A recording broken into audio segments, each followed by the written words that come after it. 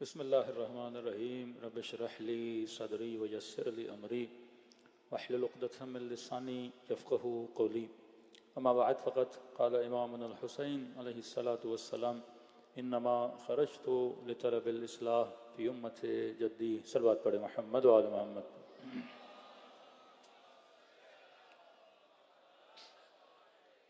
दुआ है परवरदिगार आलम हम सब की इबादतों को अपनी बारगाह में कबूल फरमाए और जो मकसद ज़िंदगी और इबादत लेकर इस फ़र्श अज़ा पे आए खुदा उन मक़ासिद में हम सबको कामयाबियाँ कामरानियाँ नसीब फरमा दे।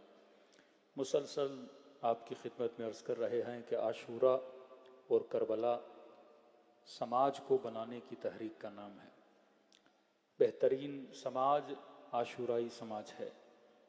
ये हदीस का जुमला नहीं है बट एक मशहूर जुमला है कि कुल्लु यौमिन आशूरा कुल्लु अर्दिन करबला, कि हर दिन आशूरा है हर दिन करबला है। इसका मतलब क्या है? मतलब हमारे इनसाइड हमारे अंदर डेली हक़ व बातिल की जंग चल रही होती है। ये कलाम मासूम हमारे छठे इमाम जाफ़र सादिक़ अलैहिस्सलातु वस्सलाम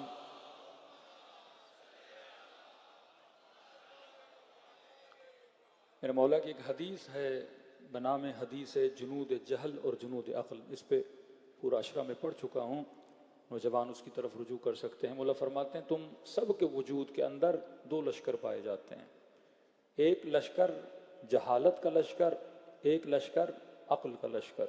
कि दुनिया में कोई भी बच्चा पैदा होता है उसके इनसाइड ये दो लश्कर होते हैं। अब फरमाया 60 साल की ज़िंदगी, 70 साल की ज़िंदगी, ये देखा जाता है कि तुमने किन सवारों को अपने ऊपर सवारी करने दी। इमाम खुमैनी ने इस पर किताब भी लिखी है, शरह जुनूद अक्ल और जहल, इल्म अखलाक की बेहतरीन किताब पाई जाती है। फरमाते हर इंसान के अंदर ये सिपाही हैं। एक जंग बाहर है, एक जंग तुम्हारे अंदर है। बाहर की जंग इंसान तभी जीत पाता है जब इंसान अपने अंदर की जंग जीत लेता है। इमाम हुसैन यही बताना चाहते हैं कि मुआशरे में जो अफराद हैं उनके वजूद पर अक्ल की हुकूमत नहीं है, जहल की हुकूमत है। और मुआशरा जब जाहिलों की हुकूमत में आ जाता है फिर वो इमाम शिनास नहीं बनता, फिर वो इमाम के मुकाबले में आ जाता है। फिर मासूम ने गिनवाना शुरू किया, मसलन यही हसद, यही बुग़्ज़, यही इनाद, यही लालच, मुख्तलिफ बीमारियां जो इंसान के अंदर होती हैं, इन्हीं की वजह से इंसान गलत डिसीजन लेता है। हाबील और काबिल की जंग, बरादरान यूसुफ की जंग, एक सिपाही हसद का इनके अंदर आ गया। 40-50 साल इन्होंने भाई को अपने बाप से जुदा कर दिया। एक पूरी फैमिली तबाह बर्बाद हो गई सिर्फ एक बुरी आदत की वजह से। और कुरान कहता है कि शैतान ने इनके बीच में अदावत डाली। फैमिलीज के अंदर इख्तलाफ का बीज आता है इसी एक बुरी आदत की वजह से। काजी शुरैह को जब कहा गया कि लिखो हुसैन के लिए कि ये वाजिबुल कत्ल हैं, कहते हैं सियाहदान पड़ा हुआ था जिसके अंदर स्याही थी जिससे ये ख़त लिखता था। इसने वो पत्थर की स्याहदानी उठाई और अपने सर पे मारी, इसके सर से खून जारी हुआ। मतलब ये इमेजिन भी नहीं कर सकता था कि मैं ज़िंदगी में कभी इमाम हुसैन के लिए लिखूंगा लियाज़ुबिल्लाह ये वाजिबुल कत्ल हैं। लेकिन इसके अंदर एक छुपा हुआ सिपाही था, जहालत का सिपाही, लालच का सिपाही, माल की मोहब्बत का सिपाही। उन्होंने कहा ठीक है, आप फतवा लिखो ना लिखो, इमाम हुसैन को तो हम वैसे ही मार देंगे। 30,000 का लश्कर कहाँ और चंद अफराद कहाँ। का हुसैन ने तो वैसे ही चले जाना है, तुम लिखो या न लिखो। और उसके सामने सोने और दिरहम की थैलियां रख दी। कि हम तुझे पूरी रात दे रहे हैं, ये तेरी मर्जी है, फैसला कर। कहते हैं पूरी रात कभी ये जहन्नुम में जाता था, कभी ये जन्नत में आता था। अरे ये कौन है, सैयदा शबाब अहल जन्नत हैं। फिर अंदर इसका एक जहालत का सिपाही था जो उसे कहता था तुम्हारे फतवे न लिखने से कोई फर्क पड़ने वाला नहीं है, हुसैन ने तो वैसे ही शहीद हो जाना है। वो सिपाही इस पर गालिब आ गया और उसने फतवा लिख दिया कि हुसैन वाजिबुल कत्ल हैं। कभी कभी ऐसी खताएं जो हमने तसव्वुर में भी नहीं सोची होती, हम उन खताओं पे आ जाते हैं। वजह क्या है? क्योंकि हम जहालत के सिपाहियों को सवारी देते हैं। फरमाया मजलिस हुसैन इब्न अली, ये जहालत के सिपाही हैं। इन्हें खुराक कौन देता है, इन्हें असलहा कौन देता है, इन्हें मजबूत कौन करता है? फरमा इन्न नफ्स लअम्मारतुम बिस्सू, ये शैतान है जो जहालत के सिपाहियों को मजबूत करता है। और दूसरी तरफ अक्ल के सिपाही हैं, इन्हें मजबूत करने के लिए दर अहद पर आया जाता है। तो हम मजलिस हुसैन में आके अपने अक्ल के सिपाहियों को मजबूत करते हैं और जहालत के सिपाहियों को जेर करते हैं। और अगर हुसैन से न मिलता कभी अक्ल का सिपाही बेदार न होता, ज़ुहैर अगर मौला से न मिलता कभी अक्ल का सिपाही बेदार ना होता। तो फर्श अज़ा हमारे वजूद में अक्ल को मजबूत करती है। और अगर फर्द मजबूत हुआ तो फैमिली मजबूत होती है, और जब फैमिली मजबूत होती है तो मुआशरा मजबूत होता है, और जब मुआशरा मजबूत होता है मजबूत लीडरशिपें आती हैं, और जब मजबूत लीडरशिप आ जाती है अब ये मुआशरा दुनिया के हर इस्तिकबार का मुकाबला करने के लिए आमादा हो जाता है। सलवात पढ़े मोहम्मद व आले मोहम्मद पर।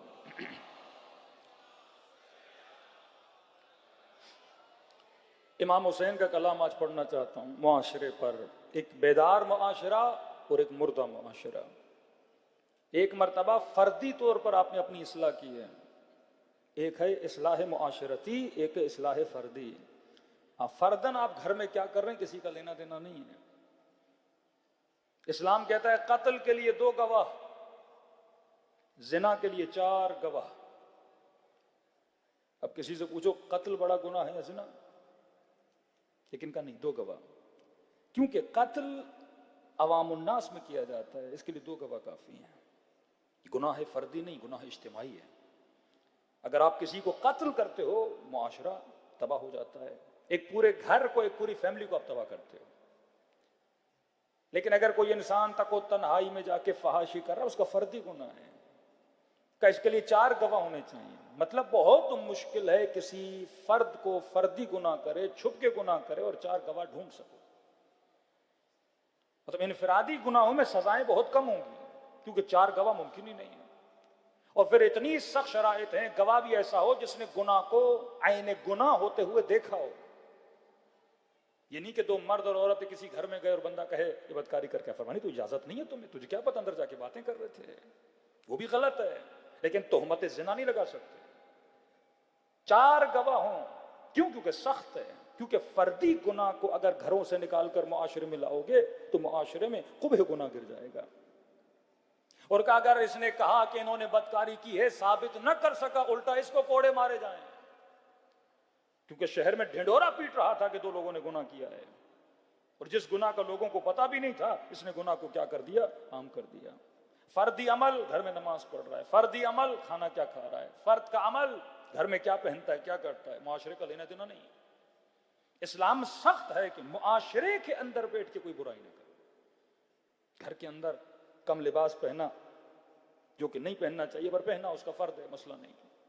लेकिन यही लिबास पहन के अगर रोडों और गलियों पे आए, इस्लाम सख्ती दिखाता है। घर के अंदर कोई गीबत की, कोई गुनाह किया, कोई झूठ मारा, कोई गलत मजाक किया, तो ये तुम्हारा फर्दी अमल है, तुम जानो, तुम्हारा अल्लाह जाने।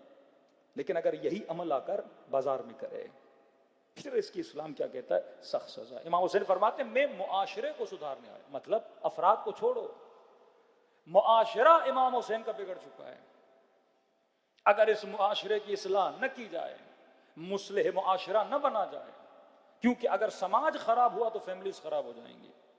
अगर समाज में अच्छाई, आमिर बिल मारूफ व अनहा अनिल मुनकर का मतलब क्या है, मारूफ अच्छाई को बुलंद करो, बुराई को लोगों को बताओ कि ये बुराई है।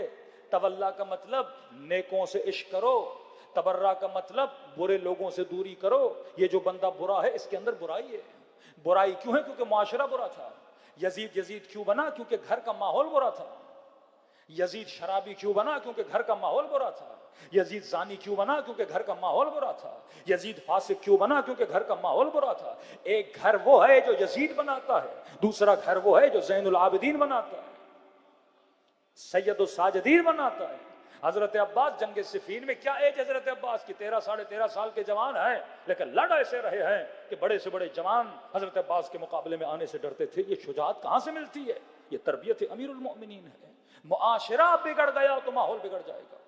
मुआशरा इतना बिगड़ जाए कि वो इमाम कुश बने, मुआशरा इतना बिगड़ जाए कि फर्जंद रसूल को कत्ल करे, मुआशरा इतना बिगड़ जाए कि जुल्म और मजलूम की शिनाख्त खत्म हो जाए, ये 4 साल बच्चियों को तमाचे मारे। कलाम इमाम हुसैन फरमाते मेरे मुआशरे में चंद बीमारियां। पहली बीमारी इलावा अन्नहा उलाइल कौम लज़मु ताअत शैतान, इस कौम ने, मौला फरमाते ये जो कौम है इसने शैतान की इताअत करना शुरू कर दी है। जिस बंदे को अतीउल्लाह, अल्लाह की इताअत, रसूल की इताअत, अहले रसूल की इताअत करनी चाहिए। सूरह यासीन में अल्लाह कहता है इन्न शैतान अदुव्वुन लकुम, ये तुम्हारा खुल्लम खुल्ला क्या है, दुश्मन है, इस दुश्मन से बचो। बोला फरमाते लज़्म शैतान, शैतान की ताअत की। दूसरी चीज व तरकु ताअत रहमान, शैतान की ताअत की और अल्लाह की ताअत को इन्होंने तर्क कर दिया। तीसरी चीज व अज़हरल फसाद, सिर्फ शैतान की ताअत करते, अल्लाह की ताअत छोड़ देते, लेकिन मुआशरे में फसाद ना होता। सलवात पढ़े मोहम्मद वाले।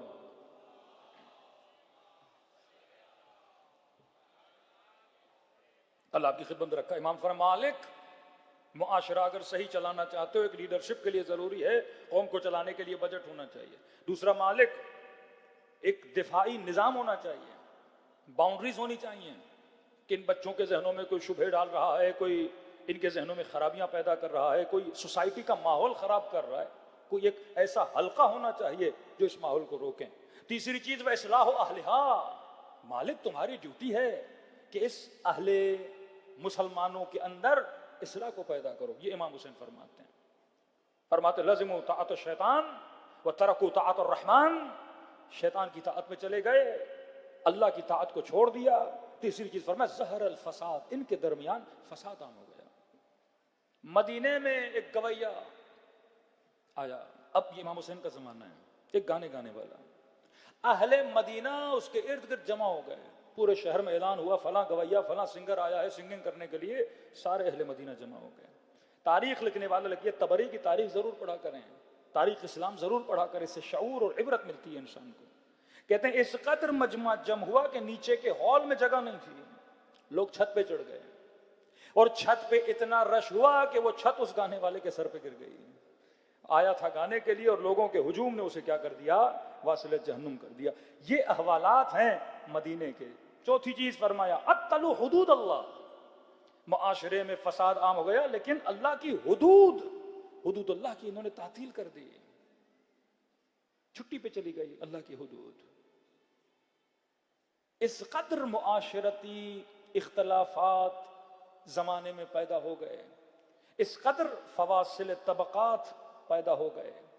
रसूल खुदा के जमाने में अरब और अजब में कोई फर्क नहीं था। जैसे जैसे उमर के ज़माने से, उस्मान के ज़माने से फतूहात इस्लामी शुरू हुई और लोग मुसलमान बनना शुरू हुए, कोई कनीज़ बन के आ रहा है, कोई गुलाम बन के आ रहा है। खुद जिस बंदे ने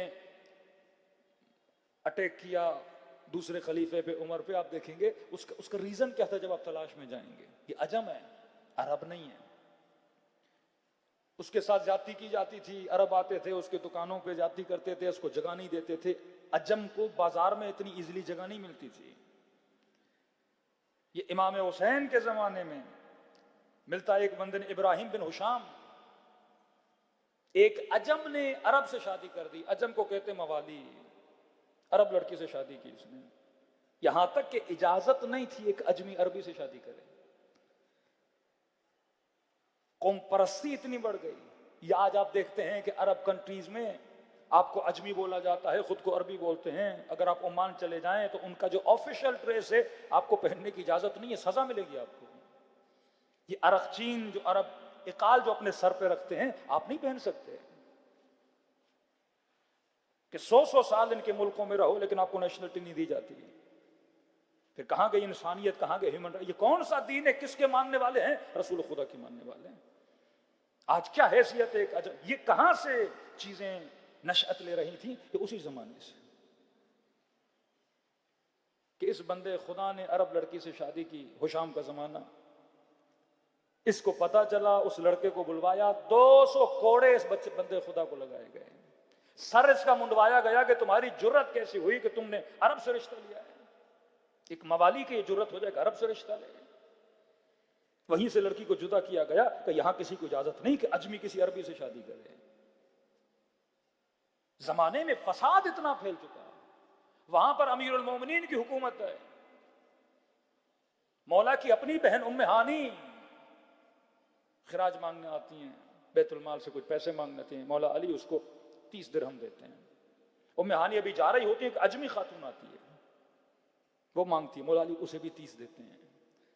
यहां अमीरुल मोमिनीन की बहन, इकलौती बहन, अबू तालिब की इकलौती बेटी कहती है, मौला अली मेरे भाई, मैं अबू तालिब की बेटी, तेरी बहन, खलीफे की बहन, मुझे भी 30 और ये अजम है इसे भी 30 दे रहे हो। अमीर फतेह, बहन बैठ जा। का बहन जो तू कह रही है, अली ने पूरा कुरान पढ़ा, खुदा ने कहीं नहीं बताया कि अजम को कितना देना चाहिए, अरब को कितना देना चाहिए। पूरे कुरान को पढ़ा, वहां पे एक ही आयत मिली, इन्ना अकरमकुम इंदल्लाहि अत्काकुम। खुदा के नजदीक अगर कीमत है, अर्जिश है, कानून है तो वो किसका है? साहिबे तकवा बंदे का है। अल्लाह ने न रंग देखा, न काला देखा, न सफेद देखा। ये करबला क्यों मजमुआ है? क्योंकि वहां पे रंग सफेद वाला भी है, रंग के काले वाला भी है। फरमाए अज़हरुल फसाद, चौथी चीज अत्तल हुदूद अल्लाह, पांचवी चीज फरमाए बैतुल माल में गारत करना। इस कदर बैतुल माल को पामाल किया गया कि वो लोग जिनके बदन पे लिबास पहनने के लिए नहीं होता था, रसूल खुदा जब इस्लाम लाए, ये मक्के से हिजरत करके जब मदीने में पहुंचे, इनको अंसार का, मदीने वालों का भाई बनाया गया, सीधे उखवत पढ़ाया गया, इन्होंने अपने घरों में इनको जगह दी। फरमा इतना पैसा नहीं था, 2 लिबास होते थे, उससे ज्यादा लिबास नहीं होता था। अमीरुल मोमिनीन जब हुकूमत पर, इमाम फरमाते कहां से है तुम लोगों के पास इतना पैसा? सिर्फ आप अमवाल असहाब रसूल उनके मरने के बाद जाकर देखें, ये तारीख एक तहकीक है। जनाब जुबैर जब दुनिया से जाते हैं, इतना सोना था कि घुटनों पे तोड़ तोड़ के उनकी नस्लों में तकसीम किया जा रहा था। मिस्र में अलग घर था, मदीने में अलग घर था, मक्के में अलग घर था, इतने बड़े बड़े घर, इतना माल और अमवाल। लेकिन अमीरुल मोमिनीन जब जाते हैं, क्या छोड़ के जाते हैं अपने बच्चों के लिए? तभी दुश्मनी अमीरुल मोमिनीन, अदालत अली इनसे बर्दाश्त नहीं हो रही थी। अहले बैत बड़े सख्त थे, हुदूद अल्लाह, सुन्नत अल्लाह, फसाद को आम कर दिया, मुआशरा इतना बिगड़ चुका। इमाम हुसैन फरमाते अगर इस मुआशरे की इस्लाह न करूं तो दीन इस्लाम से कुछ भी नहीं बचेगा। साथ फरमाया अहल्लु हराम अल्लाह, तुमने अल्लाह के हराम को हलाल कर दिया।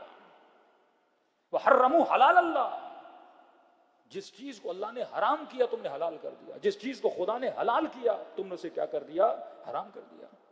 माहौल यहां तक आया कि सुबह की 2 रकत की नमाज 4 रकत पढ़ा दी, पकड़ के वक्त के खलीफे, तीसरी खिलाफत जनाब उस्मान का जमाना, कम में सजा नहीं दूंगा। अमीरुल मोमिनीन ने सख्ती करके इस बंदे को सजा दिलाई, ये हुदूद अल्लाह को खराब कर रहा है, ये नमाज का मजाक उड़ाया जा रहा है। इस कदर मस्ती और नशे में आ जाते थे, जब ये नमाज पढ़ा के गश खा जाते थे, कोई अंगूठियां चुरा के ले जाता था, कोई अबा उसकी उठा के लेकर जाता था, लेकिन इसे पता नहीं चलता था। इस मुआशरे से मुकाबला है अब अब्दुल्लाह अल हुसैन का। अब सवाल है मुआशरा यहां तक पहुंचा तो सही, कैसे पहुंचा, ये इबरत लेनी चाहिए। अगर आज का जवान थोड़ा सा नशा कर रहा है, ये नशा कल घरों में आएगा, नस्लें बिगड़ जाएंगी। अरे अगर आज चादर थोड़ी पीछे गई है, मौलाना थोड़े बालों के निकलने से कुछ नहीं होता, अगर तुम इस थोड़े पर भी अपने आप पर सख्ती करोगे तो ये थोड़ा और आगे बढ़ जाएगा, फिर नेवर माइंड हो जाओगे। जब थोड़े पे नेवर माइंड है, फिर और थोड़ा पीछे जाएगा, फिर सारे बाल निकल आएंगे, ये हुदूद खुदा पामाल होती जाएंगे। क्यों इस्लाम में सख्ती है, क्यों नज़्म पे सख्ती है?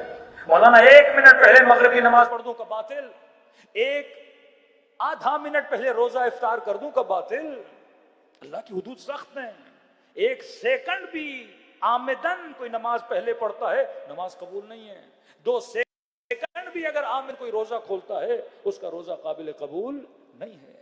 ये सख्ती अहले बैत अलैहिस्सलातु वस्सलाम की, क्योंकि मुआशरा इस कदर बिगड़ चुका। अब इस मुआशरे की इस्लाह कर रहे हैं कौन? हुसैन इब्न अली, एक कातिल।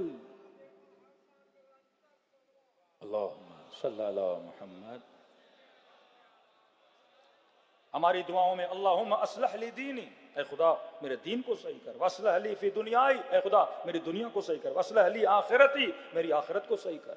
परवरदिगारा इन्नी इलैहा मादी, मैं यौम माद में आऊंगा, मेरे माद को सही कर। ये जगह जगह अल्लाहुम्मा जअलनी महया महया मोहम्मद व आले मोहम्मद, ऐ खुदा मेरी जिंदगी को ऐसा बेहतर बना जैसे मोहम्मद और आले मोहम्मद की जिंदगी थी। ममाती ममात मोहम्मद व आले मोहम्मद, मेरी ममात भी ऐसी बना, मेरा दुनिया से जाना भी ऐसा बना जैसा मोहम्मद और आले मोहम्मद का था। तो अहले बैत चाहते थे कि समाज के अंदर इस्लाह आ जाए, अमीरुल मोमिनीन चाहते थे कि मुआशरे के अंदर इस्लाह आ जाए। जब तक मुआशरा सालेह नहीं बनता, इस्लाह की इब्तदा अपने अंदर से। जब अंदर बन गया घर बनेगा, जब घर बनेंगे मुआशरा बनेगा, फिर आप बोल सकते हो ये मुआशरा कौन सा मुआशरा है? हुसैनी मुआशरा। सलवात पढ़े मोहम्मद व आले मोहम्मद पर।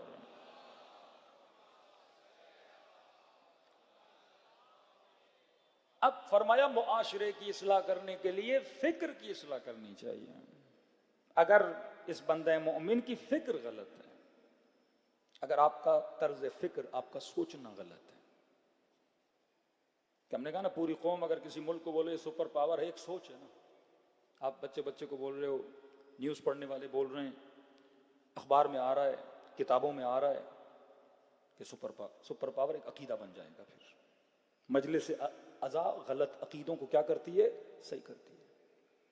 कोई बंदा खैबर सुने, खंदक सुने, इमाम हुसैन सुने कि रिज़न बिरज़ा तस्लीमन ले अमरे ला माबूद सिवाक, हम तेरी रजा पे राजी हैं, तेरे अलावा कोई हमारा रब नहीं, माबूद नहीं, तेरे अलावा किसी के सामने झुकेंगे नहीं, सर कटा देंगे पर झुकेंगे नहीं। ये सोचो, एक तरफ आपकी सोच डेवलप की जाए कि जनाब कोई मुल्क है जो सबसे ज्यादा ताकतवर है। अब जब सोच नस्लों के अंदर, जनरेशंस के अंदर डेवलप हो जाएगी, ये बुज़दिल जनरेशंस बनेंगी। इनके अंदर कभी भी ये नहीं होगा कि अगर कोई ऐसा मुल्क हमारे ऊपर अटैक करे या कोई ऐसी कंडीशन खुदा न खास्ता आ जाए तो क्या हम दिफा के पोजीशन में कैसे दिफा करोगे? जब सोच पस्त हो जाए कि मैं तो लड़ ही नहीं सकता, वो बंदा पहले ही हार जाता है। जिस सोच में जो बंदा हार चुका है। जनरल मुशर्रफ से जब इन्होंने अड्डे मांगे तो बुश की आप किताब पढ़ें, जब भी ये बड़े बड़े सियासतदान चले जाते हैं इनकी बुक्स आप पढ़ा करें, बेनजीर की किताब पढ़ें, बुश की किताब पढ़ें, भुट्टो, जितने भी रिटायर्ड हो जाते हैं इनकी किताबें पढ़ें, आप थोड़ी सी इबरत हासिल करेंगे। वो लिखता है मैंने तो ऐसे ही धमकी दी थी कि अगर आप अड्डे नहीं दोगे तो हम ये कर देंगे, वो कर देंगे। कहता इतनी जल्दी मान गया कि हमने सोचा भी नहीं इतनी जल्दी मान जाएगा। क्योंकि फिक्री एतबार से अगर हम ये मान लें कि अगला मुझसे बहुत ज्यादा ताकतवर है तो शिकस्त देने बड़ी आसानी से शिकस्त दे सकता है। लेकिन अगर कोई न माने, एक है शुजाअत बदनी, एक है शुजाअत दरूनी। हमारे शुजा वो नहीं जिसका बदन बड़ा हो, भारी भरकम हो, जिसका हौसला बुलंद हो, जो इंटरनल शुजा हो। जब यहूदी मदीने में आए अमीरुल मोमिनीन से मिलने के लिए, कहा हमने मिलना है किससे, कहा हैदर से। हैदर से क्योंकि मदीने वाले अमीरुल मोमिनीन को अली इब्न अबी तालिब के नाम से जानते थे। का कौन? हैदर का वो जंग हुई थी, मरहब को मारा था, अम्र इब्न अब्दुवत को मारा था, तुम्हारे मुसलमानों का जो सबसे बड़ा बहादुर है, मुझे उससे मिलना है। अब इनके बहादुर कौन थे? कवियुल हैकल, बड़े बड़े बदन, बकरे खाने वाले, ऊंट के बच्चे उठाने वाले। तो किसी ने कहा कि मस्जिद में मिलेंगे तुझे। मौला का लक़ब है अबू तुराब। हमेशा फकीरों के साथ, गरीबों के साथ मस्जिद की चटाई पे बैठ जाते थे।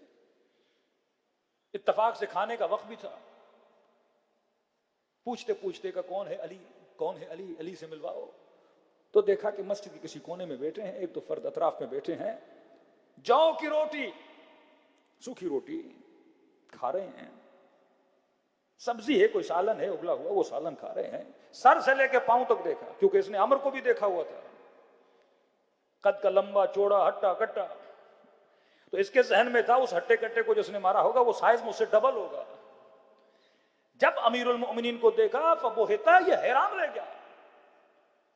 फिर लोगों से पूछा इसने मारा था? कहा इसने मारा था। फिर अमीरुल मोमिनीन के करीब आया, कहा आप हैदर हो? कहा सम्मतनी उम्मी हैदरा, मेरी माँ ने मेरा नाम हैदर रखा था। कहा आपने अमर को बिछाड़ा? कहा का मुझे यकीन नहीं आता, इस बदन वाले ने उसको बिछाड़ा होगा। इमाम ने फरमाया मैंने जिस्म की ताकत से नहीं, मैंने रूह की ताकत से बिछाड़ा था।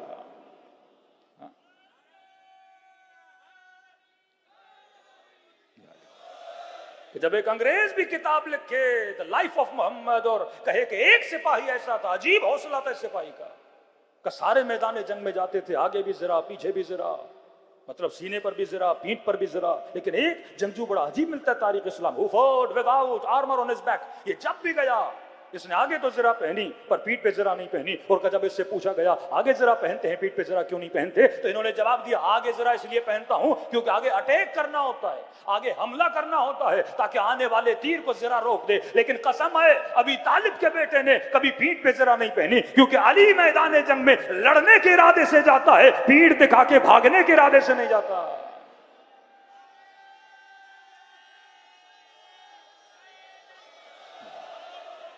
ये शुजाअत अली, ये शुजाअत अलवी, ये शुजाअत हैदरी कहां से मिले? इंसान तमन्ना मौलिया अल्लाह फतमन्ना वल मौत। अगर अल्लाह के वली हो तो कहा कि मौत की तमन्ना करके दिखाओ। वली होना, वली का लक़ब देना, किसी फकीर को पैसे देके रुकू में खैरात देना, या और है अल्लाह की तरफ से फजीलतों का मिलना, और है शबे हिजरत बिस्तर मौत पे सोना, या और है सिर्फ मर्द नहीं। जब कुछ लोगों ने बीबी उम्मे हानी के घर पे हमला किया, जब कुफार मुशरिकीन मक्का थे, तो इस तको तनहा बीबी ने दरवाजे पे उसका मुकाबला किया, उसे अंदर दाखिल होने नहीं दिया।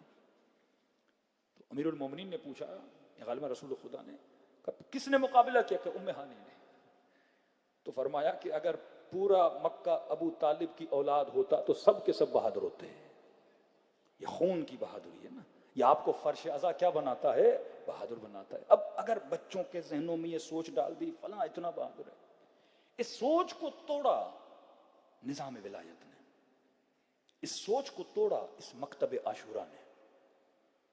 क्या आप ट्रंप का लास्ट इंटरव्यू सुनेंगे, उसमें रहबर मौज़म की मजाक भी उड़ा रहा है, लेकिन बोलता मैं कदर करता हूं इस बूढ़े बुजुर्ग की हिम्मत की, मैं कदर करता हूं इनके हौसले की। मतलब वो खुद मानते हैं कि इनके हौसले बड़े बुलंद हैं, भले जंगी आलात के एतबार से पीछे हैं, लेकिन हौसला बहुत बुलंद है। ये हौसला होना चाहिए कि आप सबसे बड़ा अमेरिकन बेस जो कतर में उस पर अटैक करो, हौसला। अब एक मिसाइल गिरे ना गिरे, ये खुद हौसला है मिसाइल फेंकना। चाइना का फॉरेन मिनिस्टर ईरानियों को कहता है कि जब आपने ऐनुल असद पे अटैक किया, पहला अटैक ईरानियों ने ऑफिशियली अमेरिकन एयरबेस पे किया था, वो शहीद कासिम सुलेमानी की शहादत के बाद कुर्दिस्तान में ऐनुल असद पे किया था। तो कहते हैं ऑफिशियली उनका वफद आया कि हम चाइनीज इकोनॉमिकली हर चीज में आगे हैं, लेकिन आज तक हमने भी नहीं सोचा कि अटैक करेंगे। कि आप लोगों से हमें हिम्मत मिलती है कि हम इस बदबख्त से लड़ने की सलाहियत रख सकते हैं। कौमों के अंदर हौसला, ये जो गलत अकायद बनाए जाते हैं, पूरा कूफा डर गया यजीद से हम कैसे लड़ेंगे। कोफियों को सुस्त करने में इनकी खवातीन का बड़ा हाथ था। ये थोड़ा हौसला पकड़ देते, मैदान में जाएं, औरतें बोलती तुम जाओगे, हमारा क्या होगा, बच्चों का क्या होगा, पकड़ के इनके पांवों में जंजीरें डाल के बिठा देती थी। करबला की औरतें बहादुर, करबला की औरतें शुजा, वहाबे कल्बी की मां शुजा, कासिम की वालदा शुजा, खुद बेटे को तैयार की, बेटा ये ले तावीज, तुम्हारे बाबा ने कहा था जब इजाजत न मिले तावीज देना मेरे बेटे को। अब्बास के भाई शुजा, जनाबे और आए, शुजा थे तभी लश्करे अब अब्दुल्ला हुसैन में आए, अपने बेटे को कुर्बान किया। यजीद इब्न सुबैत अपने बेटों को भेज रहे हैं, हुज्र इब्न उदै, शुजा, जब कहा हुज्र तुझे जला देंगे, मार देंगे, काट देंगे, क्या करो। कहने वाले ने कहा हुज्र इतने इत्मीनान से सुन रहे हो, कैसे न सुनो, जो तू कह रहा है अली ने पहले बता दिया था कि मेरे साथ क्या होने वाला है। लेकिन शुजाअत का आलम ये कि पहले कहा मेरे बेटों को मारो, का तारीख का पहला बाप देखा, इतना कसी, दुनिया दुआ करती हम मर जाएं बेटों का मरना न देखें, का हुज्र बेटों को मार दें। फरमान नहीं, मसला कसावत का नहीं, मसला अली की मोहब्बत का है। कहीं ऐसा ना हो बाप को मरता हुआ देखें, हौसले पस्त हो जाएं, पहले इन्हें जन्नत में भेजूं फिर खुद जन्नत की तरफ रवाना हो जाऊंगा। यही यजीद इब्न सुबैत पहले बेटों को भेजा, कैसा ना हो बेटे बाप को मरता हुआ देखें सुस्त पड़ जाएं।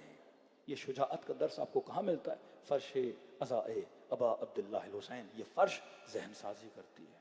दूसरी तरफ दूसरे आलात हैं, कौमों को बुज़दिल बनाते हैं, कौमों को डरपोक बनाते हैं। अब शुजाअत का मतलब ही इंसान दूसरे दिन लड़ना शुरू हो जाए, नहीं, बसीरत हो, लेकिन कम से कम आपके दुश्मन को पता हो कि ये डरने वाले नहीं हैं, इन पे अटैक भी करोगे, ये भागने वाले नहीं हैं, ये अपनी इज्जतों और नामूस के लिए डट के खड़े होने के लिए तैयार हो जाते हैं। और पाकिस्तान में अगर इसकी मिसाल आपको कहीं मिलती है शियों में, वो पारा चनार के शिया है,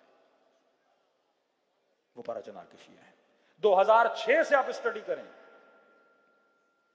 ये नारे मारते थे पारा चनार से कश्मीर को फतह करेंगे, हिंदुस्तान के हिंदू काफर हैं, वो शियों को बोलते थे काफर हैं, कि ये भी फतह करेंगे, वो फतह करेंगे। आज मसले पारा चनार क्या है? उसकी स्ट्रेटेजिक मौकियत जहां पे वाक़े है बॉर्डर पर है, ऑर्डर्स हैं ऊपर से कि यहां से शियों को खाली करवाओ। आज इतना मसला क्यों है? असलहे का मसला है। इंतजामिया कहते आप सारा असला दे दें, हम सारे रास्ते खोल देंगे। अब हम किस पे भरोसा करें जनाब? मद्दे मुकाबिल खूनखार कुत्ते जैसे मिजाज के लोग, जो 6 महीने के बच्चे से लेके 6 साल की बच्ची तक रहम न करें, जो जवानों को जिंदा पानियों में डुबो दें, जो ड्राइवरों को उतार के जिंदा जिंदा जला दें। आप कहते हो असला दे दो, कल हमारे नामूस पे हमला किया जाए तो हम क्या करेंगे? हाँ, जब पूरे पाकिस्तान से दहशतगर्दी खात्मा हो जाए, चप्पे चप्पे पे इतना अमन अमान हो कि बंदा अकेला वैन पे सफर करे, बस पे सफर करे, फिर कवारियत खत्म हो जाए, फिर हाँ हक है कि पूरे मुल्क का असला लिया जाए, उनसे भी लिया जाए, यहां से भी लिया जाए, फिर रास्ते साफ हो जाए।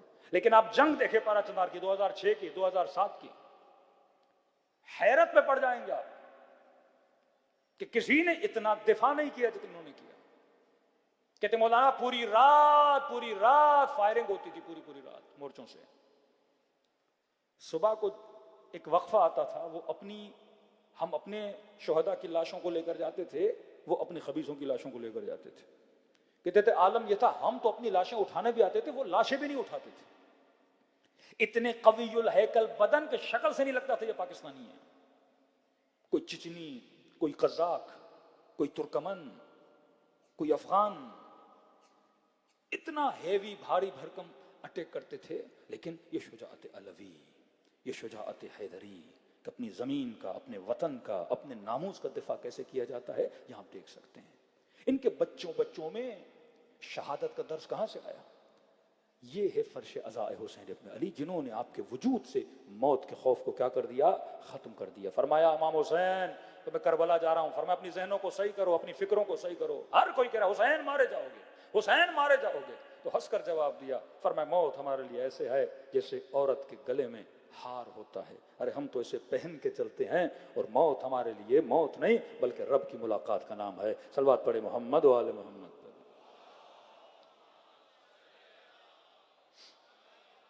वो जल्दी से मासूम फरमाते हैं 3 चीजें ऐसी हैं, हर बंदा कहता है कि मैं हक पर हूं। अपनी फिक्र को सही करो, इस निज़ाम में रहते हो तो अपनी अफकार को इन चीज़ों से बचाओ। ये निज़ाम इंसान साज बनाता है, ये निज़ाम इंसान को बुलंदियों को ले जाता है। फरमाते पहली चीज़ कि हर बंदा कहता है मैं हक के साथ हूँ, पहली चीज़ फरमा दीनुहुल्लज़ी यअतक़िद, हर बंदा अपने अकीदे को सही समझता है। आप कहीं किसी गली बस्ती में चले जाएं, क्रिश्चियन से पूछो कि भाई हक पर हम हैं, वहाबी को बोलो कहेगा हमसे बड़ा कोई अच्छा मुसलमान ही नहीं है, बरेलवियों को बोलो कि हमसे बड़ा तो अच्छा कोई मुसलमान है ही नहीं, शियों से बोलो कहेंगे हमसे अच्छा कोई मुसलमान है ही नहीं। कि ये इंसानी फितरत है, हर बंदा अपने ही अकीदे को क्या बनाता है, सही समझता है। तो का मौला फिर कैसे, इमाम फरमा मेयार बनाओ, उस मेयार पे अगर कोई अकीदा उतर रहा है वो अकीदा सही है, वो कुरान है, वो सुन्नत रसूल है, वो अक्ल है। कुरान कहता है इन्ना अक्रमकुम इंदल्लाहि अत्काकुम, तुम्हारे सबसे करीब अल्लाह के वो है जो साहिब तक़वा। लेकिन हमारे भाइयों का अकीदा को गली से गुजर रहा था, टेढ़ी आग करके रसूल को देख भी लिया, ये क्या बन गया, जन्नती बन गया। अब आगे जो भी करे हमारा नहीं जाए, निज़ाम अदल के खिलाफ है। खुदा कहते हैं अल्लाह की लानत है जालिमों पर, लानतुल्लाह सरीहन लानतुल्लाह अलल कौम ज़ालिमीन लानतुल्लाह अलल कौमिल काज़िबीन। अल्लाह की लानत है झूठों पर, अल्लाह की लानत है जालिमों पर। एक तरफ कहते हैं यजीद जुल्म किया, दूसरी तरफ कहते हैं लानत भेज, कहते हैं हम कंफ्यूज हैं। भाई खुदा जब कंफ्यूज नहीं है तो तू कंफ्यूज क्यों हो रहा है? अल्लाह अलल ऐलान जालिमों पे लानत भेज रहा है। 70,000 मिंबरों से अमीरुल मोमिनीन पे सब्बो शितम किया जाए, वो झूठ था कि नहीं? कुरान कहीं और खड़ा है, मुस्लिम मुआशरा कहीं और खड़ा है। आपको सही रास्ते पे, सिराते मुस्तकीम पे किसने लाके खड़ा किया? अबा अब्दुल्लाह अल हुसैन ने। फरमाया एक दीन हुल्लज़ी यअतक़िद, हर बंदा अपने दीन को सही समझता है। दूसरा फरमाया हवा हुल्लज़ी यस्तअली, हर बंदा अपनी ख्वाहिश को सही समझता है। 10 लोग होंगे कि जनाब मिसाल दे रहा हूं, ये मिंबर कहाँ रखा जाए, कहेगा मेरी ख्वाहिश है यहाँ रखा जाए, मजमा कहेगा हमारी ख्वाहिश है वहां रखा जाए। अब हर बंदा अपनी ख्वाहिश को क्या समझता है, सही समझता है। फरमाते हैं ख्वाहिशों पे न चला करो, दीन परवरदिगारे आलम पे चला करो। तीसरी चीज फरमाया तदबीरुहु फिल उमूर, हर बंदा अपनी तदबीर को सही समझता है, जिसको कहते हैं मैनेजमेंट। कहता है मेरी जो मैनेजमेंट है वो सबसे बेहतर है। फरमा नहीं, तीनों उमूर को रुजू दो किसकी तरफ, परवरदिगार आलम की तरफ। तुझे अहले बैत अलैहिस्सलातु वस्सलाम ने मेयार दिया है। एक खातून हिजाब करना चाहती है, हिजाब कैसा हो, मेरी ख्वाहिश, मेरी मैनेजमेंट, मेरी मर्जी, आबा व अजदाद की तकलीद का नहीं। देखो ज़ैनब कुबरा का हिजाब कैसा था, मेयार। देखो सैयदा फातिमा तो ज़हरा का हिजाब कैसा था, मेयार। फिर अगर तुझे उस हिजाब से फायदा न हो, आप सैयदा से बोल सकती हो बीबी मैं आपके रास्ते पर चली, मुझे फायदा नहीं हुआ। आज शोबिज़ इंडस्ट्री में चले जाएं, कितना इस्तेसाल किया जाता है ख़वातीन का। अमीरुल मोमिनीन फरमाता है जवां निगाहे हराम तेरे वजूद में हसरत पैदा करती है। हसरत का मतलब एक भूखा बंदा फूड स्ट्रीट से गुजरे, कहीं पे चरगा, कहीं पे खाना, कहीं पे, ये जितना देखता जाएगा क्या पैदा होगा। आप मिसाल करें, 2 भूखे लोग हैं, एक बंदे को कहो फूड स्ट्रीट से होके आ जाओ, जेब खाली बिल्कुल कुछ भी नहीं, फूड स्ट्रीट घूम के आओ, इस रास्ते से आओ। दूसरे भूखे को कहो कि गली है, सुनसान गली है, सारी दुकानें बंद है, वहां से आओ। ये दोनों जब घर पहुंचेंगे सबसे ज्यादा गमगीन कौन होगा? फूड स्ट्रीट वाला, क्योंकि ये आया इसने कुछ देखा ही नहीं, सुकून से आके सो गया। और अगर घर भी पहुंचेगा, चलो आधी रोटी होगी, आधा प्याज होगा, खा के सो जाएगा सुकून से। और वो जो फूड स्ट्रीट के चरगे वर्गे कढ़ाइयां देखकर आए, उसे न प्याज अच्छा लगेगा न रोटी। हसरत भी लेकर आएगा, गम भी लेकर आएगा, और वो रोटी भी उसे अच्छी नहीं लगेगी। बोलो फरमाते निगाह है हराम तेरे वजूद में क्या पैदा करती है, हसरत। बड़ी गाड़ी देखोगे दिल होगा लूं। किसी ने कहा मौलाना गाड़ी लेना चाहते हैं, कितने जेब में पैसे का, मसलन 30 लाख हैं। 30 लाख में कौन सी गाड़ी आती है? का कोई GLI BLI कोई यूज गाड़ी ले लें, ये आ जाती है। अब 30 लाख लेके 1.5 करोड़ 3 करोड़ के शोरूम पे चला जाए, ले तो नहीं सकता, बैठेगा, ट्राई मारेगा, दिल में ख्वाहिशें पैदा होंगी, ये गाड़ी ले लूं, ये गाड़ी ले लूं, आखिर में नसीब इसको कल्टसी होनी है। अब वो जब छोटी गाड़ी लेगा खुश नहीं होगा, कहेगा ये कैसी गाड़ी है, इसकी एसी वैसी नहीं, इसकी सीट वैसी नहीं।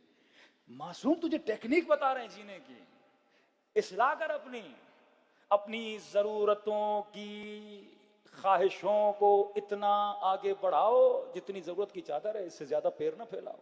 फरमाया अमीरों के घरों को देखकर अपनी झोपड़ियों को तबाह बर्बाद न किया कर, जो है उस पे क्या रहो, राजी रहो, खुश रहो। ये मासूम तरबियत दे रहे हैं, माशरे की इस्लाह बता रहे हैं। अल्लाह ने रिज्क दिया, आगे बढ़ते जाओ, लेकिन ये ना हो जो हो उस पे मायूस हो जाओ। अब जब हसरत होगी गम, जब गम होगा मायूसी, और जब मायूसी आएगी डिप्रेशन में चला जाएगा। अब न नमाज में मजा आएगा, इबादत में मजा आएगा, या खुदा से शिकायत करता रहेगा, या दीन से शिकायत करता रहेगा, या अल्लाह को बोलेगा इतने बेदीने तूने पैसे वाला बना दिया, मुझे कुछ भी नहीं दिया। ये काफिर भी बन जाएगा, बदअकीदा भी बन जाएगा, क्योंकि ये मासूम की कही हुई बातों पे न चला था। सलवात पढ़े मोहम्मद वाले मोहम्मद।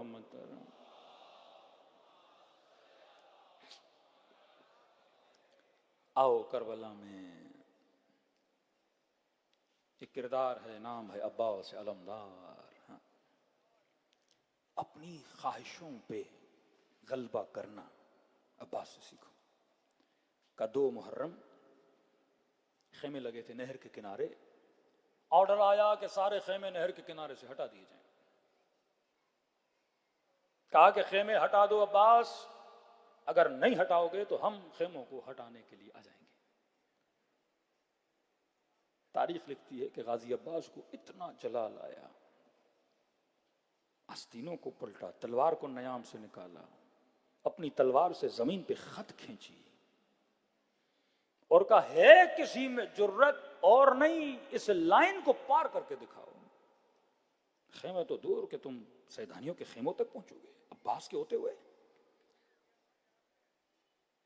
बीबी ज़ैनब फरमाती है मैं खेमे में बैठी थी तो इमाम हुसैन खेमे में आए, चेहरा परेशान। ऐसे लक़ब नहीं, शरीकतुल हुसैन, कारे हुसैन में शरीक हैं। द मैनेजमेंट ऑफ करबला, क़ियाम करबला, तहरीक करबला में किरदार शरीक हैं, आधे आधी शरीक हैं सैयदा ज़ैनब सलामुल्लाह अलैहा। बीबी ज़ैनब को अगर पैगाम करबला से निकाल दो तो करबला का पैगाम पूरा नहीं होता। करबला बताती है मर्दों का किरदार, औरतों की जिम्मेदारी। कोई भी तहरीक कामयाब नहीं हो सकती जिसमें औरतें इन्वॉल्व ना हो, जिसमें माओ का किरदार ना हो, बहनों का किरदार ना हो। खेमे में आए, फरमा भैया हुसैन खैरियत तो है बरादर, चेहरे पे परेशानी है। फरमा हाँ बहन ज़ैनब आपने तो सुना होगा अब्बास ने खत खींची है। कहा हुसैन अब्बास के होते हुए किस में जुर्रत के आगे बढ़े, अब्बास के होते हुए किस में जुर्रत के खेमों तक हाथ लाए। फरमा हाँ बहन ज़ैनब, लेकिन मैं हुसैन नहीं चाहता कि जंग हो, मेरा दिल है कि खेमे हटा दें, अभी मैं जंग नहीं चाहता। फरमाया हुसैन फिर आप अब्बास को बोल दें, मुतिअन अम्र मौला, आज तक अब्बास ने आपको उफ तक नहीं कहा, आप इशारा करेंगे अब्बास खेमे हटा देंगे। कहते मौला हुसैन की आंखों में आंसू भर आए। फरमा बहन ज़ैनब कितना रोकूं अब्बास को। जब हसन के जनाजे पे तीर चले थे तो मेरे गाजी बड़ा जलाल में आया और तलवार निकाली और मैंने हाथ पे हाथ रखा, अब्बास यहां नहीं, करबला, जंग करबला का नयाम में रख दी। मदीने के वाली ने बुलाया, बेहतरामी की, फौरन दरबार में कहा मौला अभी कहो तो सर कलम करके कदमों में रख दूं। मैंने फिर हाथ को रोक दिया, अब्बास यहां नहीं, करबला। कहा जब हुर ने लजा में फरस में हाथ डाला ना, मेरे गाजी को बहुत जलाल था कि मौला अभी कहो इस लश्कर के साथ जंग शुरू कर दूं। मैंने कहा अब्बास यहां नहीं, करबला। का ज़ैनब अब क्या करूं, करबला भी आ गई, अब क्या कह के अपने शेर को रोकूं। मुझे है कि मैं रोकूं कि अब्बास का दिल टूट न जाए। ज़ैनब तू बहन है, अपने तरीके से अब्बास को समझा, मैं जंग नहीं चाहता। मौला खेमे से चले गए। बीबी फिजा कहती है गाजी अब्बास फौज को ललकार के लाइन के पीछे खड़े थे, आस्तीनों को पलटा हुआ, माथे पे पसीना, आंखों में खून जमा हुआ और हाथ में तलवार। मैंने वहीं से आवाज दी है कमर बनी हाशिम। समझ गए खेमों से कोई बुला रहा है। कहते उसी जाहो जलाल में, उसी हशमत में, आंखों में खून भरा हुआ। कहा जी अम्मा फिजा। फरमाया बहन ज़ैनब बुला रही हैं। कहती जैसे सैयदा ज़ैनब का नाम सुना ना, कहते थोड़ी देर के लिए खड़े हुए, आस्तीनों को सीधा करना शुरू किया, माथे का पसीना पोंछना शुरू किया। थोड़ी देर खड़े हुए कि आंखों की सुर्खी चली जाए। वहीं खेमे के दर से आवाज दी बड़े मीठे लहजे में, जी आकाज़ादी कोई काम था। बीवी ज़ैनब ने कहा बास खेमे के अंदर आ जाओ। कहा जैसे अंदर गई ऐसे बहन के सामने बैठे जैसे छोटा बच्चा मां के सामने अदब से बैठता था। कहा जी आकाज़ादी। कहा बास सुना है तूने खत खींची है, दुश्मन को ललकारा है किसी में जरूरत क्या है। अब्बास के होते हुए कौन है जो खेमों पे हमला करे? का जी आकाजादी है किसी में जरूरत कि सैदानियों के खेमों के करीब आ जाए? का अब्बास मैं जानती हूं तेरा गुरूर है, तूने ललकारा है, दुश्मन की आंखों में आंखें डाल के उनको चैलेंज किया है। अब्बास हुसैन नहीं चाहते।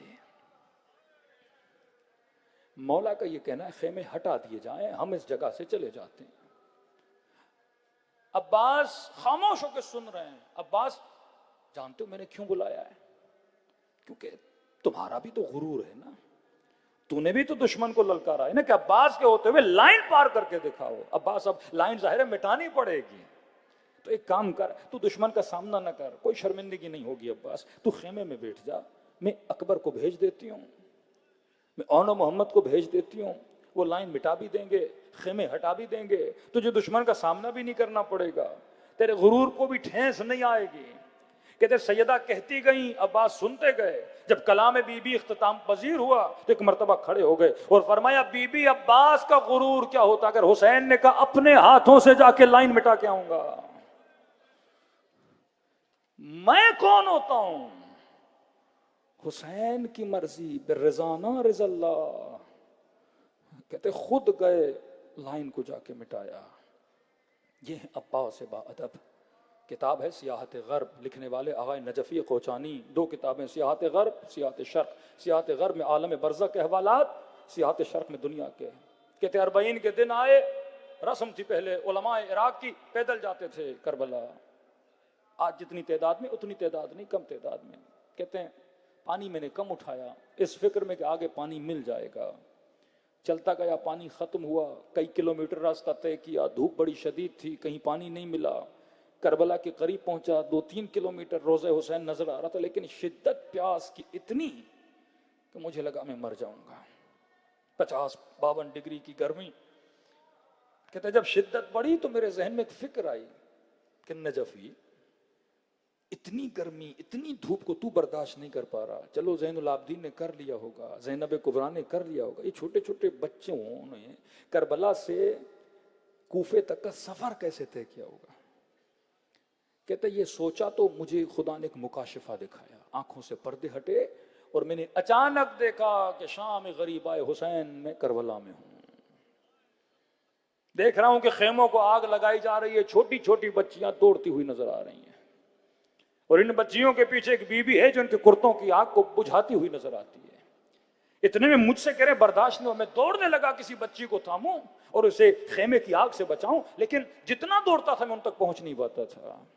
कहते इस आलम में मैं इतना दौड़ा कि इस रास्ते के पत्थर जो भी थे मेरे पांवों में लगे, मेरे पांव खूनम खून हो गए, यहां तक मैं बेहोश होकर गिर गया। जब आंख खुली तो मैंने खुद को करबला की गलियों में पाया।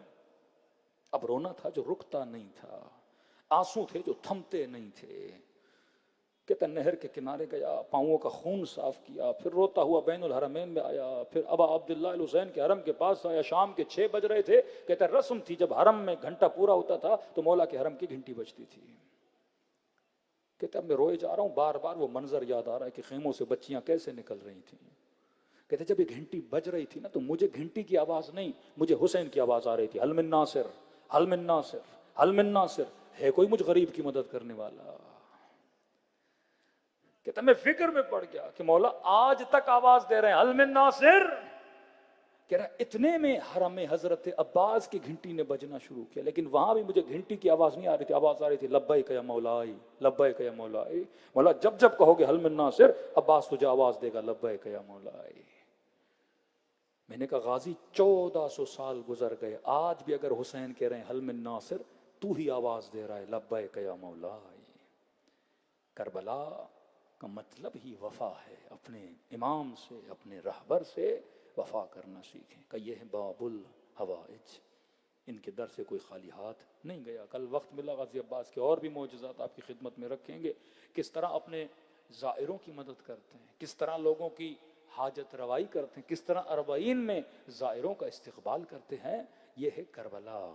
करबला एक कदम आओ 10 कदम तुम्हारी तरफ आते हैं। दिलों को करबला ले जाएं, सलाम करें ऐसे जैसे सकीना ने अपने बाबा को सलाम किया। आज की रात बाबुल हवाइज की रात है, बड़े बड़े लोगों ने शफा पाई है गाजी अब्बास के हरम के दर से। फलज बदन था, हरकत नहीं थी। गाजी अब्बास के दर से शफा मिली है। आज सबसे बड़ी शफा आक़िबत बखैरी की शफा है कि मौला जब दुनिया से जाएं इस तरह से जाएं कि इमाम हुसैन के दिल की ठंडक हो, ना कि अपने गुनाह लेकर जाएं और मासूम हमसे शिकायत करें। फरमाए खुलूस से दिल से एक कतरा आंसू का बहाओ, खुदा तेरे सारे गुनाहों को माफ़ कर देता है। सब मिलके अस्सलाम अलल हुसैन व अला अली इब्न हुसैन व अला औलाद हुसैन व अला अस्हाब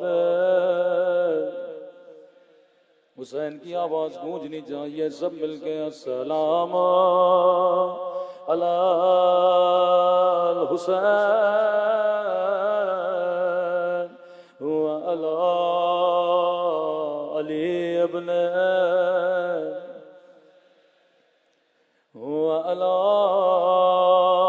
औलाद हुसैन व अला।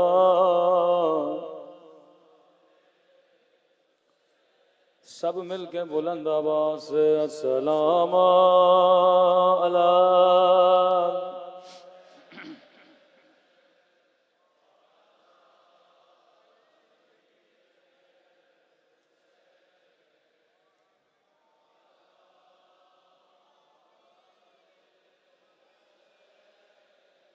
व अला अस्हाब।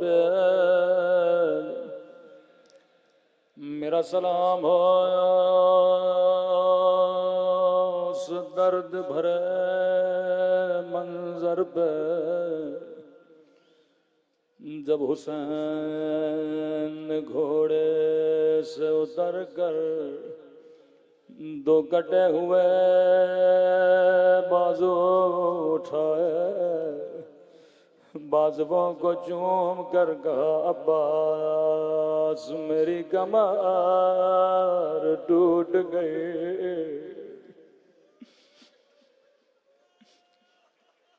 बड़ा रोए मेरे मौला हुसैन।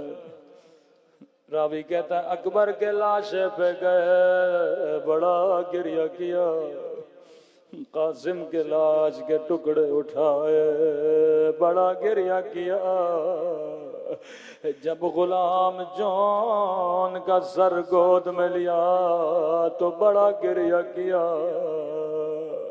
हर रिवायत में बकल हुसैन हुसैन बड़ा रोए, लेकिन फौज अशकिया का शख्स कहता है जब कासिम के लाशे पे गए तो रोए, अकबर के लाशे पर गए तो रोए।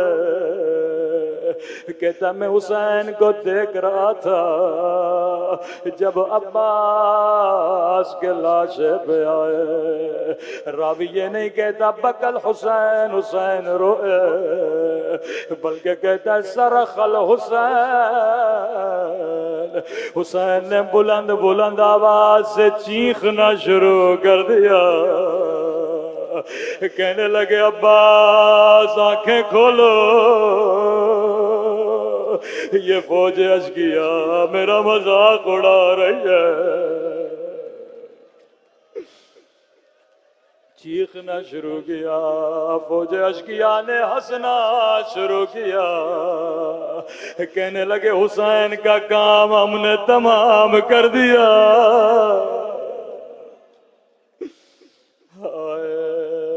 गुरबत हुसैन लक़ब कमर बनी हाशिम, चांद था बनी हाशिम का। बीबी उम्मुल बनीन को जब बताया गया हुसैन मारे गए, रो के कहने लगी अपना दूध नहीं बख्शूंगी, तेरे होते हुए जरा का लाल मारा गया। किसी ने कहा बीबी अब्बास के सर पे गुर्ज लगा था। कहने लगी कासिद मैं मानने के लिए तैयार नहीं हूं, मैं मां हूं अब्बास की। किसमें जुर्रत है सामने से मेरे अब्बास पे हमला करे। ओ कद इतना बड़ा था, जब घोड़े पे बैठते पांव जमीन से लगते थे।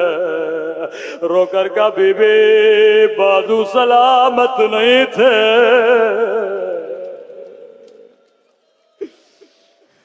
दोनों बाजू काट दिए थे।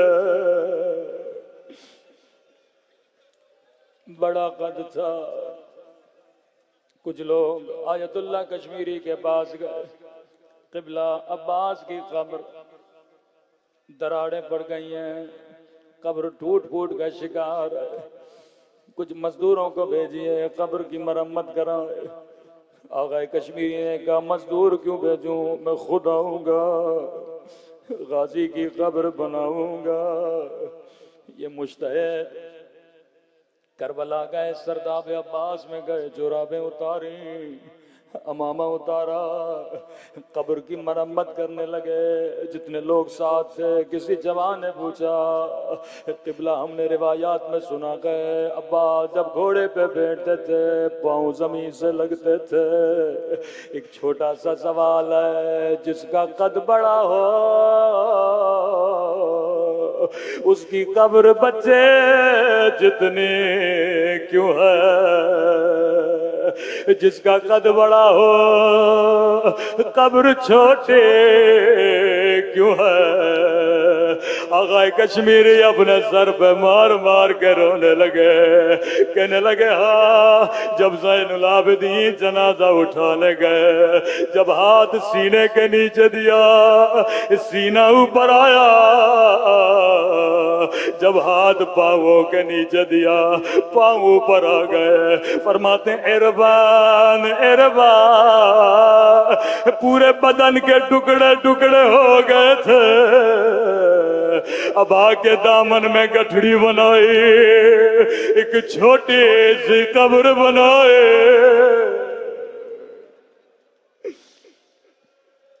हाय, फरमा बदन के टुकड़े टुकड़े हो गए थे। दो बीबियों को अब्बास पे बड़ा नाज था। एक का नाम सकीना है। जब खेमे में मश्क लेके बाहर गए, दौड़ी दौड़ी बच्चों को जमा किया, बड़ी खुश थी। बच्चों मेरा चचा पानी लेने गया है, कभी किसी मैदान से खाली नहीं आया, अब हमें प्यासा रहना नहीं पड़ेगा। दूसरी बीबी नाम ज़ैनब है। बीबियों को जमा करती थी, ऐ बीबियों घबराने की जरूरत नहीं है, जब तक अब्बास है खेमों को कोई देख भी नहीं सकता, जब तक अब्बास है कोई चादरों पे हमला कर नहीं सकता। जब मौला की खिदमत में आए, इमाम ने फरमाया अब्बास ज़ैनब के तुझ पे बड़ा भरोसा है, अब्बास अगर ज़ैनब इजाजत दे मैं हुसैन तुझे नहीं रोकूंगा। खेमे के दर पे आए आगाज़ादी, मिलना चाहता हूँ, ज़ानू अदब लगा के बैठ गए, लेकिन तारीख थी खामोश बैठे थे। बीबी ज़ैनब बड़ी हसरत से देख रही थी। फरमाया अब्बास मैं ज़ैनब समझ गए क्यों आए हो, अब्बास मैं तुझे रोकूंगी नहीं, लेकिन बहन की कुछ बातें सुनता जा। जी मेरी आकाज़ादी, अब्बास शहर कूफा था, हुकूमत बाबा अली की थी, मेरा काफिला शहर के बाहर रुका था। बाबा ने कहा हसन रात होने दो, लोगों को अपने घरों में जाने दो, बाजारें बंद होने दो, फिर मेरी बेटी को बाजार से गुजार दो। अब्बास दुकानें बंद हो गई, लोग अपने घरों को चले गए। खुद बाबा अली मेरे इस्तकबाल के लिए आए, मेरे ऊंट की महार को थामा, सवारी जैसे बाजार से गुजरने लगी। मुझे कहा ज़ैनब बेटा जरा अमारी का पर्दा हटाना। अब्बास मैंने पर्दा हटाया, कहने लगे ज़ैनब गौर से देखो, ये कूफियों के घर है। अब्बास मुझे समझ नहीं आ रहा, मुझे क्यों दिखा रहे हैं? सवारी थोड़ा और आगे बढ़ी, फिर बाबा ने कहा ज़ैनब जरा पर्दा हटाना। मैंने पर्दा हटाया, कहने लगे ज़ैनब गौर से देखो, ये कूफे का बाजार है। अब्बास मेरी समझ में नहीं आ रहा था। सवारी थोड़ा और आगे बढ़ी, फिर का ज़ैनब जरा पर्दा हटाना। अब का ज़ैनब ये कूफे का चौक है। अब्बास मेरी समझ में नहीं आया। मैंने कहा बाबा बाजार दिखाने हैं, हसन को दिखाइए, चौक दिखाने हैं, हुसैन को दिखाइए, बेटियां और बाजार। बाबा ने मेरी सवारी बिठाई, ज़ारो कतार रो रहे थे। का ज़ैनब जरा हाथ आगे लाना। कभी मेरी कलाइयों को चूमने लगे, कभी मेरे सर का बोसा लेने लगे, कहने लगे ज़ैनब यही बाजार होगा, तेरे हाथों में रस्सियां और तेरे सर से चादर छीनी जाएंगे।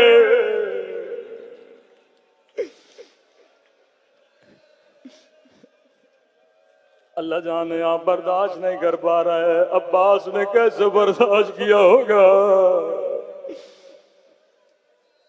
अब्बास मैंने कहा बाबा आप इमाम हो, जो कह रहे हैं सही है, लेकिन ज़ैनब का छोटा सा सवाल है। गैरतमंद फर्श अज़ा पे बैठे हो। कहने लगी बाबा जिस भी बहन का एक भाई हो उसका भी कोई नाम नहीं लेता। ओ अल्लाह ने मुझे 18 भाई दिए, मेरे हाथों में रस्सियां।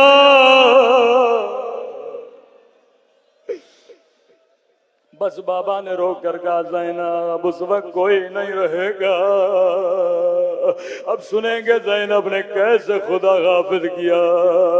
कहती है गाजी खड़ा हो जा, दोनों बाहें अब्बास के गले में डाली, रोकर का खुदा हाफिज अब्बास, खुदा हाफिज अब्बास। अब मैं ज़ैनब समझ गई मेरी चादर लुटने का वक्त करीब है, मेरे हाथों में रस्सियां बदलने का वक्त करीब है।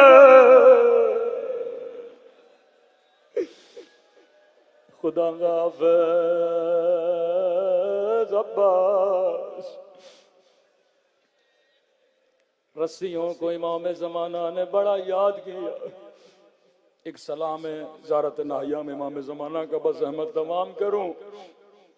फरमाया मेरा सलाम हो उन जख्मी कलाइयों पे। इमाम ज़माना किसी जाकिर का सलाम नहीं, मेरा सलाम हो उन जख्मी कलाइयों पे, ओ जिन्हें रस्सियों से बांधा गया था। मैंने अपने उस्ताद से पूछा ये किस बीबी की कलाइयां है? कहने लगे ये इमाम ज़माना सैयदा ज़ैनब की कलाइयों को याद करके रो रहे। मैंने कहा बीबी को ताज़िया आने लगे, मौला ने वो मंजर याद नहीं किया। जालिम ने नोके नेजा की अनियों से मारा। इमाम ने वो मंजर याद नहीं किया। कलाइयों में ऐसा क्या था? कहने लगे ये कोई आम मंजर नहीं, ये 11 मुहर्रम का दिन है, जब जैनब की नजर हुसैन के पामाल लाशे पे पड़ी। जैनब ऊंट से आए से गिरी, ओ जैसे अब्बास घोड़े से गिरे थे। शायद कोई मोमिन मुझ पे एतराज करे, मौलाना ज़ैनब और अब्बास भला गाजी की तरह कैसे गिरी? अब्बास के तो बाजू सलामत नहीं थे, ज़ैनब के बाजू सलामत है। मैंने कहा जवाब मैं नहीं दूंगा, इमाम ज़माना ज़ियारत नाहिया में फरमाते हैं। अब सुनो बीबी अब्बास की तरह कैसे गिरी? फरमाया मेरा सलाम हो मेरी उन पुफियों पे ओ जिनके हाथों को उनकी गर्दनों से बांध गया। ओ ज़ैनब ऐसे गिरे जैसे अब्बास गिरे थे, लेकिन एक बड़ा फर्क था, जब गाजी गिरे तो सर हुसैन की गोद में था, लेकिन जब ज़ैनब गिरी तो नामहरमा का मजमा था। फरियादें करती रही, आयना आयना अखी अब्बा, आयना आयना अली अकबर, मौत में हुसैन।